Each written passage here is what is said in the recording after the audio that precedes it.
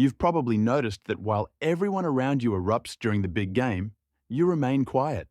It's not indifference. It's something deeper.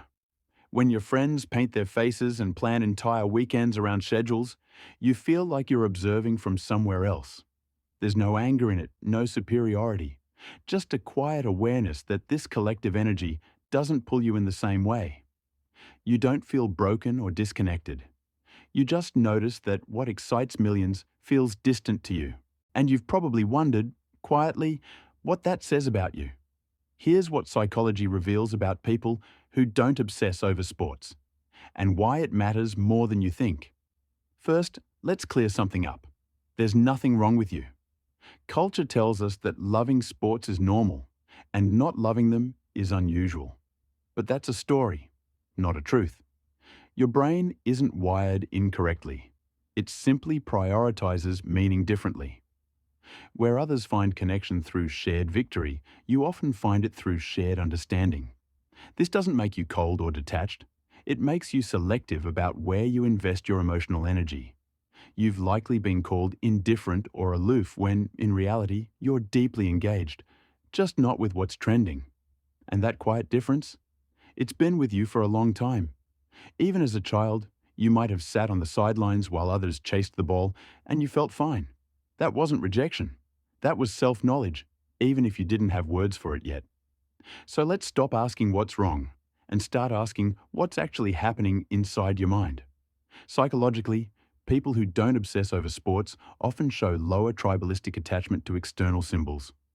Tribalism, the need to belong to a group through shared identity, activates dopamine in most brains. In yours, it's quieter.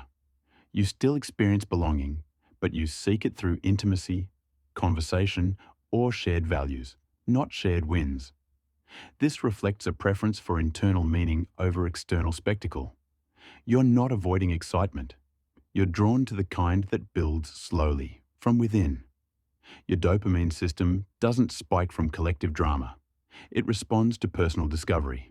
This is why a conversation about philosophy might excite you more than a playoff game. It's not that you lack passion, you just reserve it for things that feel true to you, not to the crowd. There's also something called sensory sensitivity at play.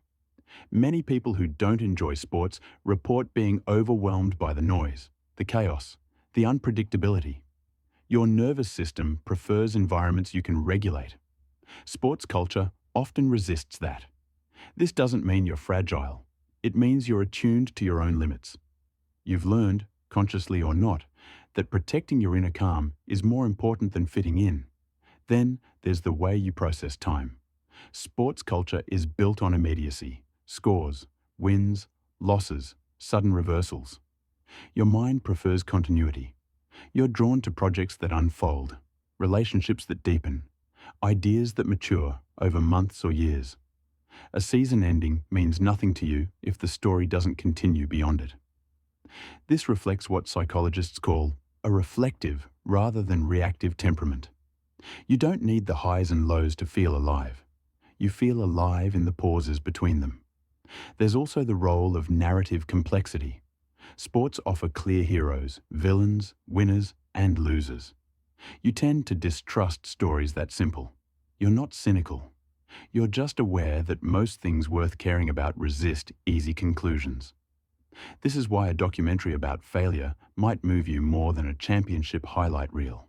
You're drawn to the grey areas, the contradictions, the parts of life that don't resolve neatly. And none of this means you lack community or joy. It just means you find them differently. So let's talk about what you are instead of what you're not. You're someone who values depth over volume.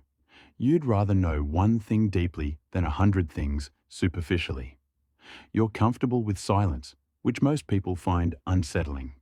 That silence isn't emptiness, it's spaciousness, and you've learned to live inside it. You're less interested in being entertained than in being engaged. And engagement, for you, requires meaning, not just momentum. You're also someone who trusts your own rhythm, even when it's out of sync with everyone else's.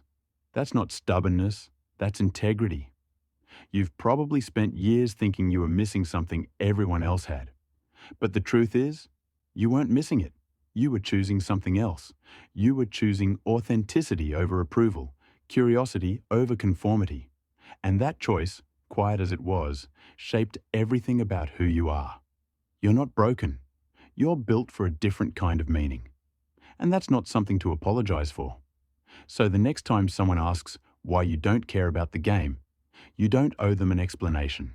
You can simply say, I care about other things, and leave it at that, because you know now that your mind isn't wired wrong. It's wired for something quieter, deeper, and just as real. And in a world that's always shouting, that kind of quiet is rare. So let the crowds cheer. Let the banners wave. You'll be right here, in the stillness, exactly where you belong.